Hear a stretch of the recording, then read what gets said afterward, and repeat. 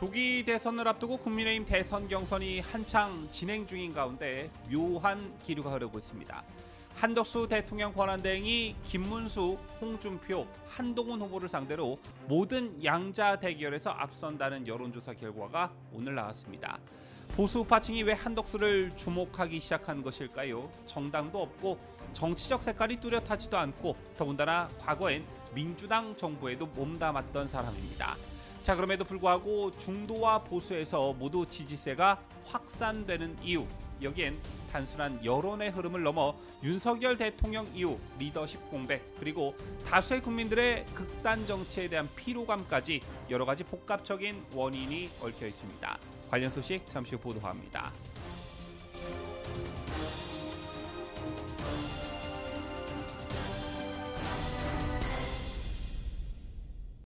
시청자 여러분 안녕하십니까? 뉴스데일리 베스트 민앵커입니다.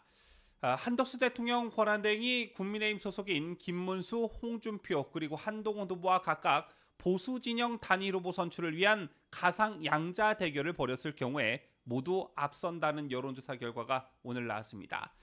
이 조사는 단순히 숫자의 문제가 아니라 지금 보수파 진영 안에서 일어나고 있는 어떤 미묘한 변화와 흐름을 보여주고 있는 점에서 주목할 필요가 있겠는데요.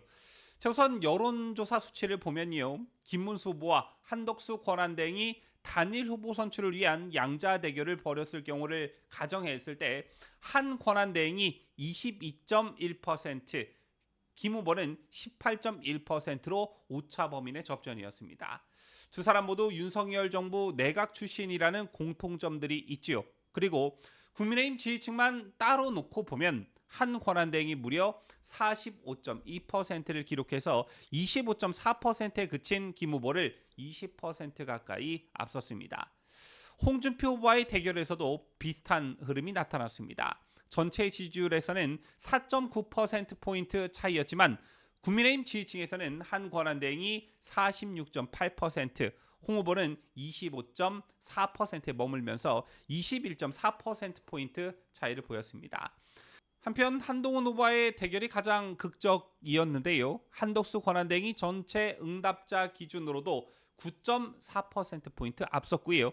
국민의힘 지지층에서는 55%라는 과반 지지를 얻은 반면 한 후보는 24.2%에 불과하였습니다.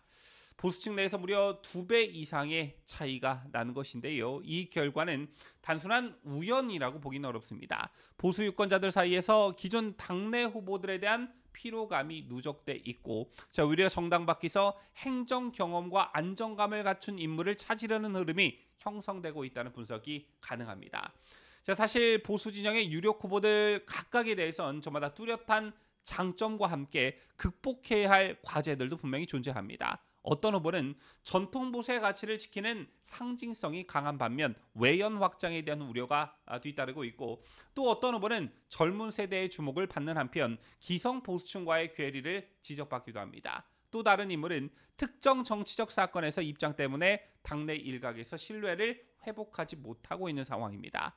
이러한 맥락 속에서 유권자들은 상대적으로 정쟁과 거리를 둔 인물, 그리고 국가 운영 경험이 풍부한 인물을 중심으로 새로운 선택지를 모색하고 있는 것으로 보여집니다.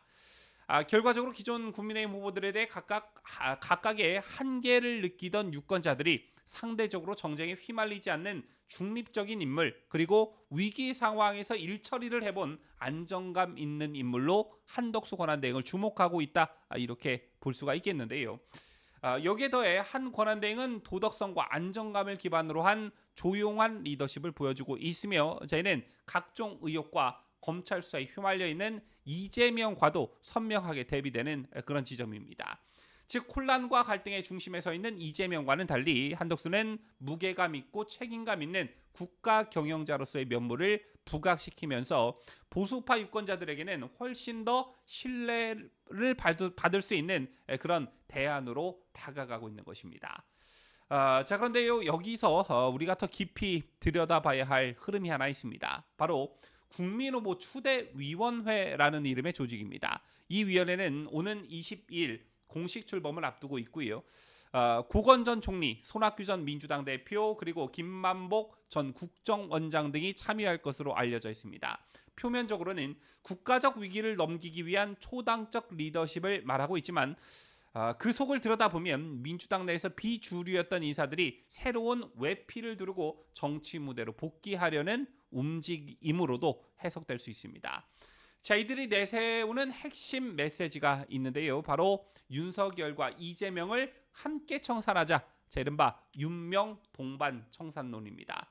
겉으로 보기에는 합리적이고 중립적인 것처럼 들립니다만 하지만 실상은 다르죠.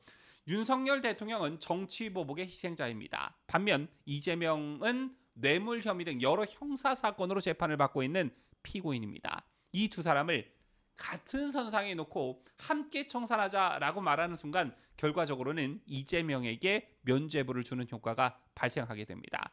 정치적 갈등을 빌미로 형사적 책임을 덮으려는 프레임, 그것이 바로 윤명 청사론의 본질이라는 점에서 우리 보수파 진영은 이 프레임에 단호히 대응할 필요가 있습니다. 더욱이 이런 정치 공학은 이낙연, 김동연, 전병현 등 민주당 내에서 중심을 잡지 못했던 인사들이 제3지대라는 이름 아래 다시금 정치 생명을 연장하려는 시도로도 해석할 수가 있습니다. 자, 그런 인물들이 한덕수 권한대행을 중심으로 뭉친다면 결과적으로 보수를 위한 길이 아니라 보수가 좀 희미해지는 길이 될 수도 있습니다. 특히 이들이 내세우는 윤명청산이라는 애매한 명분과 중도 관료 연합이라는 외피 아래 보수의 이름을 붙이게 된다면 그 순간부터 우리 보수 진영은 어떤 정체성과 선명성을 잃고 좌파의 프레임에 흡수될 위험에 직면하게 됩니다.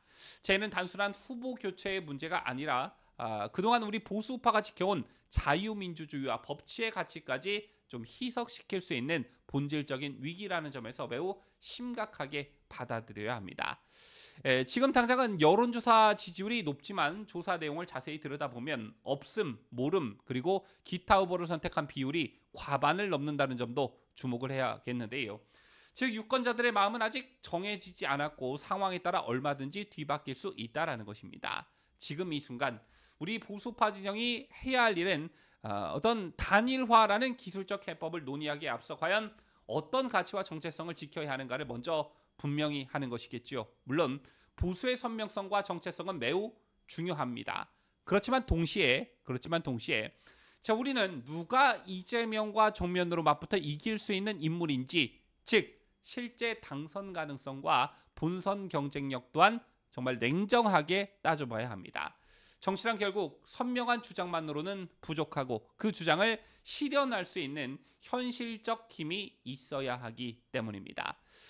보수파가 정체성을 지키면서도 이길 수 있는 전략적 선택을 병행할 수 있는지가 지금 가장 중요한 판단 기준이 되어야 할 것입니다. 결국 지금 우리 보수 진영에 필요한 것은 하나의 선택이 아닌 균형 잡힌 판단이다, 이렇게 말씀드릴 수가 있겠는데요.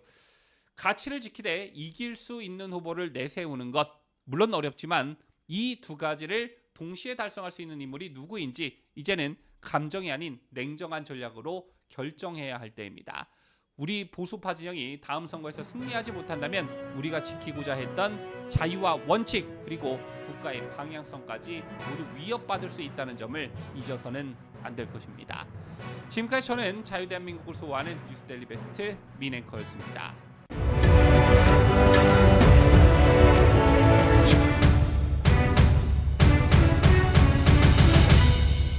함께해요. 뉴스데일리 베스트.